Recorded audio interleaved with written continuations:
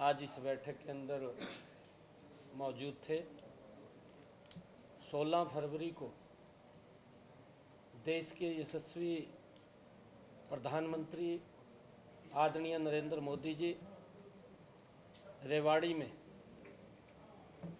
AIIMS का शिलान्यास करने के लिए आ रहे हैं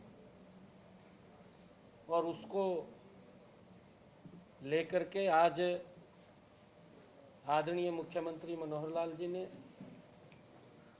कि उनका भव्य स्वागत हम रेवाड़ी के अंदर करेंगे और उसके साथ साथ हरियाणा प्रदेश के लोगों के साथ ज़्यादा संख्या में कनेक्ट हों आदरणीय प्रधानमंत्री जी, उनसे इंटरेक्शन हो, बात हो, उसको लेकर के भी योजना आज बनी है। आदरणीय प्रधानमंत्री जी का भव्य स्वागत, क्योंकि हरियाणा को एक बड़ी सौगात लगातार आदरणीय नरेंद्र मोदी जी पिछले 10 वर्षों में जो विकास की एक बड़ी गति तेज की है, उसमें भी हरियाणा पीछे नहीं रहा है। हरियाणा के अंदर चाहे रोड के इंफ्रास्ट्रक्चर की बात हो, चाहे 4 लेनिंग 6 लेन 8 लेन की बात हो, चाहे हरियाणा के अंदर तेज गति की वंदे भारत ट्रेन की बात हो, और चाहे एम्स की अभी आधारशिला रखने वाले हैं उसकी बात हो। आदरणीय प्रधानमंत्री जी लगातार जो लगाव प्रधानमंत्री जी का हरियाणा के लोगों के साथ है, उस लगाव के कारण विकास की नई नई परियोजनाएं आज हरियाणा के अंदर आदरणीय नरेंद्र मोदी जी आकर के कुछ का उद्घाटन करने वाले हैं और कई एम्स जैसी जो महत्वपूर्ण एक संस्था है जिसका हरियाणा के लोगों को तो लाभ मिलेगा ही, परंतु उसके साथ साथ राजस्थान के लोगों को, उत्तर प्रदेश के लोगों को, दिल्ली के लोगों को इस संस्थान से बहुत बड़ा लाभ वो मिलने वाला है। आदरणीय प्रधानमंत्री जी 16 तारीख को 12 बजे वो रेवाड़ी एम्स के शिलान्यास के कार्यक्रम में पहुंचेंगे। उसको लेकर के आज पूरी चर्चा, उसकी पूरी डीपली बातचीत उसकी की गई है। आदरणीय मुख्यमंत्री जी ने जैसा दिशा निर्देश दिया है, उस कार्यक्रम भव्य हो, उसको लेकर के पार्टी पूरी तरीके से उसके अंदर लग करके काम करेगी।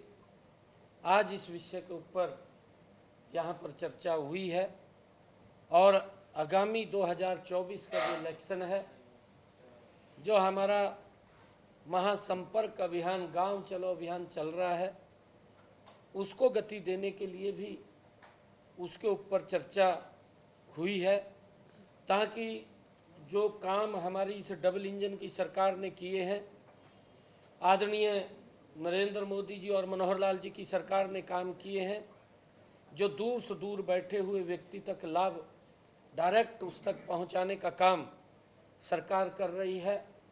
अगर मैं इसमें कहूं कि मोदी की गारंटी, मनोहर का संकल्प, उस भावना के आधार के ऊपर जो पंडित दीनदयाल उपाध्याय जी ने एकात्मवाद का विचार दिया था कि हमने जो लाइन में खड़ा अंतिम व्यक्ति है उसका उदय करना है, और ये दोनों की दो डबल इंजन की सरकारें, नरेंद्र मोदी जी के नेतृत्व और मनोहर लाल जी के नेतृत्व वाली सरकारों ने उस भाव को चिरतारित करने का काम वो किया है। आज योजना का लाभ अंतिम व्यक्ति तक पहुंच रहा है, पात्र व्यक्ति तक पहुंच रहा है, और 2024 के अंदर जो गांव चलो अभियान है, गांव-गांव के अंदर जाकर के हमारे सभी कार्यकर्ता, हमारे विधायकगण, हमारे सांसदगण वो गांव के अंदर रुकेंगे। वहां के लोगों से बातचीत करते हुए सरकार ने जो काम किए हैं उनके ऊपर चर्चा, और उनका कोई सुझाव है उस सुझाव को भी लेकर के कि आगे हमने क्या कार्य करना है, उसको लेकर के हमारे कार्यकर्ता इस गांव चलो अभियान के अंदर गांव गांव जा रहे हैं, उसको लेकर के भी चर्चा हुई है। आदरणीय प्रधानमंत्री जी ने भगवान विश्वकर्मा योजना उसका शुभारंभ किया है और 13,000 करोड़ रुपए का जो बजट उन्होंने पहले दिया है, उसके बाद योजना बनी है, उसका रजिस्ट्रेशन चल रहा है। रजिस्ट्रेशन के बाद जो पात्र व्यक्ति है उनकी ट्रेनिंग भी चल रही है और आदरणीय प्रधानमंत्री जी ऐसे लोगों को मजबूत करने का इस योजना के माध्यम से वो काम करेंगे कि वो पात्र व्यक्ति जो परंपरागत कार्य हमारे होते थे और कहीं ना कहीं वो परंपरागत कार्य वो छूटे हैं और वो अब दिखाई नहीं दे रहे। आदरणीय प्रधानमंत्री जी ने भगवान विश्वकर्मा योजना के माध्यम से ऐसे परंपरागत कार्यों को मजबूत करते हुए लोगों को इसके माध्यम से उनको कामों से जोड़ना और सरकार द्वारा उनको हेल्प करना और करते हुए इस कार्य को आगे बढ़ाने का काम वो आदरणीय प्रधानमंत्री जी प्रधानमंत्री विश्वकर्मा योजना के माध्यम से वो कर रहे हैं। उसके ऊपर चर्चा वो हुई है। एक हमारा जो कार्यक्रम है सेल्फ हेल्प ग्रुप का, जो बहनों को सशक्तिकरण करने का काम इन 10 वर्षों के अंदर इस डबल इंजन की सरकार ने किया है। बहनों को आत्मनिर्भर बनाने का काम, उनको संबल बनाने का काम, ये हमारी सरकार ने, नरेंद्र मोदी और मनोहर लाल जी की सरकार ने जो काम किया है, उसको लेकर के भी कि उन बहनों से संपर्क करते हुए उनके जो एक्सपीरियंस है उनको साझा करना, उनसे बातचीत करना और उनको मजबूती की और मिले, उसको लेकर के आदरणीय प्रधानमंत्री जी भी उनसे बात करेंगे, उनको जागरूक करते हुए कि इन 10 वर्षों के अंदर नरेंद्र मोदी जी के नेतृत्व वाली सरकार में महिलाओं को मजबूत करने का कार्य किया है। कि कार्य नीचे धरातल के ऊपर, जैसा मैंने कहा है कि 2024 का इलेक्शन हमारे सामने है और उस 2024 के इलेक्शन के अंदर 10 की 10 लोकसभा की सीटें हमने नरेंद्र मोदी जी के पास भेज करके हरियाणा, जिसके अंदर पहले भी प्रमुख भूमिका हरियाणा ने अदा की है, अब भी प्रमुख भूमिका अदा करते हुए तीसरी बार प्रधानमंत्री बनाने का काम करेगा। उसको लेकर के हमने आज यहाँ पर आदरणीय मुख्यमंत्री जी ने और हमने जो चर्चा जो आदरणीय मुख्यमंत्री जी के दिशा निर्देश हैं उनको लेकर के हम गांव-गांव तक जाएंगे और आदरणीय प्रधानमंत्री जी का भव्य स्वागत रेवाड़ी के अंदर होगा। उसके लिए भी हमने पूरी तैयारियां की है। सैनी साहब, डबल इंजन की सरकार बहुत काम कर रही है, लेकिन आपको लगता नहीं किसान आंदोलन कहीं ना कहीं डेंट डालेगा? देखिए, क्योंकि किसानों के लिए जितने काम नरेंद्र मोदी की सरकार ने किए हैं, जितने काम मनोहर लाल जी की सरकार ने किए हैं, अतुलनीय काम है। किसानों के लिए चाहे प्रधानमंत्री किसान सम्मान निधि है, किसानों के लिए चाहे प्रधानमंत्री फसल बीमा योजना है, किसानों के लिए चाहे उनको मजबूत करने के लिए उनका एमएसपी लगातार बढ़ाने की बात है। हरियाणा के अंदर भारतीय जनता पार्टी की सरकार, मनोहर लाल जी की सरकार है। हरियाणा के अंदर 14 अन्य फसलें भी एमएसपी पर खरीदने का काम किया जा रहा है। हरियाणा के अंदर सब्जी के किसान को भावांतर भरपाई दी जा रही है।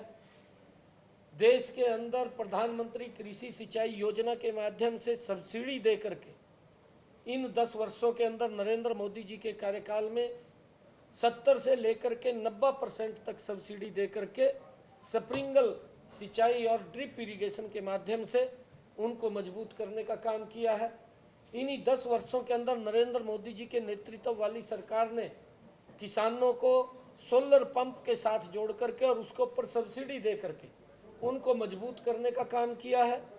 आदरणीय नरेंद्र मोदी जी ने इन्हीं 10 वर्षों के अंदर अपने किसान को जो उसको ट्रैक्टर, रिपर या बेलर, हमारी ये डबल इंजन की सरकार है, उसके ऊपर सब्सिडी दे करके उनको सुरक्षित करने का काम ये पहली बार किया है।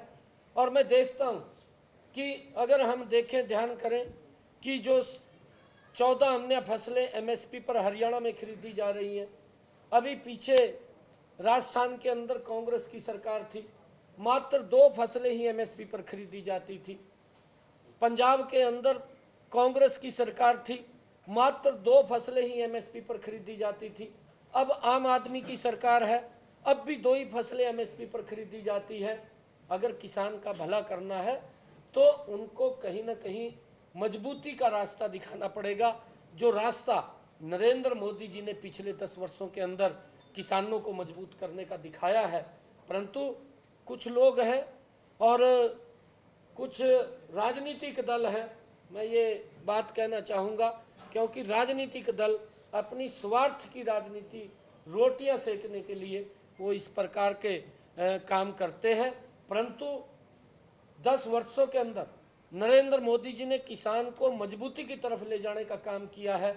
अगर हम 55 साल का कांग्रेस का कार्यकाल देखें, वो एक श्वेत पत्र जारी करके बताएं, कांग्रेस के लोग भी बताएं, कांग्रेस के बड़े नेता बताएं कि एक श्वेत पत्र जारी करें इस देश के अंदर कि किसानों के हित में क्या क्या कदम उठाए गए हैं, वो देश के किसान को पता लगना चाहिए।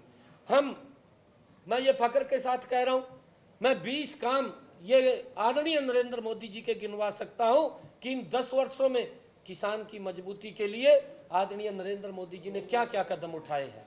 और पंजाब के अंदर आम आदमी की सरकार है, आम आदमी की सरकार भ्रष्टाचार को बढ़ावा देने वाली बड़ी गति से कांग्रेस से भी ज्यादा उसने काम किया है। आज भी पंजाब के अंदर 2 ही फसलें एमएसपी पर खरीदी जा रही है जो केंद्र खरीद रहा है। धान की फसल, गेहूं की फसल केंद्र एमएसपी पर खरीद रहा है और वही फसल पंजाब खरीद रहा है। परंतु अन्य फसलें किसानों की एमएसपी पर क्यों नहीं खरीदी जा रही, ये पंजाब की सरकार को श्वेत पत्र जारी करके बताना चाहिए कि हमारा 2.5-3 साल का 2.5 साल का कार्यकाल पंजाब के अंदर हुआ है। इन 2.5 सालों के अंदर अगर कांग्रेस ने 55 सालों में किसान के हित में काम नहीं किया तो आम आदमी भी बताए कि हमने क्या काम किया है, वो भी श्वेत पत्र जारी करे। मैं उनसे भी ये कहना चाहता हूँ। परंतु हमने मिलकर के इस दलगत राजनीति से ऊपर उठ करके मैं सभी दलों को ये कहना चाहूँगा, चाहे वो कांग्रेस के हैं चाहे वो आम आदमी के हैं, कि किसान के हित के अंदर काम करना चाहिए।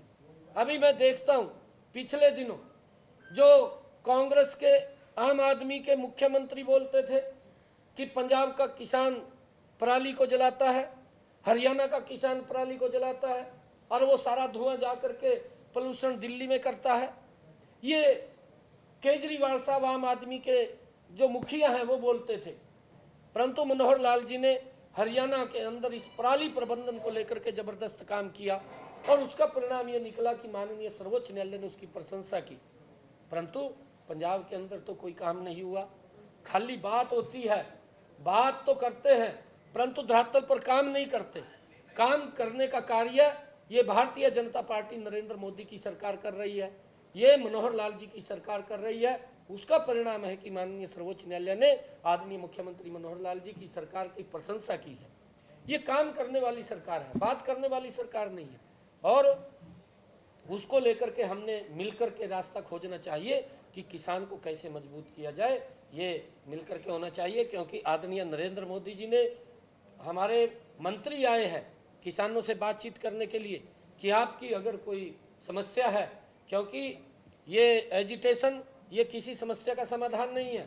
ये सरकार आप लोगों की बात सुनने वाली सरकार है, किसान को मजबूत करने वाली सरकार है, किसान के हितों की रक्षा करने वाली सरकार अगर कोई है तो ये नरेंद्र मोदी की और मनोहर लाल जी की सरकार है। और उन्होंने मंत्रियों को भेजा और जो किसान नेता थे उनसे बैठ करके वार्ताएं की। 2 बार यहाँ पर हमारे केंद्र के मंत्री आए। अरे अगर कोई ऐसा विषय है, कोई टेक्निकल है, आज नहीं है तो कल होने वाला है, परंतु पब्लिक को इस प्रकार की परेशानी नहीं होनी चाहिए। बैठ करके बातचीत से ही उसका समाधान है। और मैं ये सभी जो अन्य विपक्षी दल हैं उनसे भी कहना चाहूँगा कि मिलकर के ऐसी योजना बननी चाहिए कि जिससे किसान मजबूत हो, मजबूती की तरफ जाए। वो सुझाव देने चाहिए, इस एजिटेशन से कोई समाधान निकलने वाला नहीं।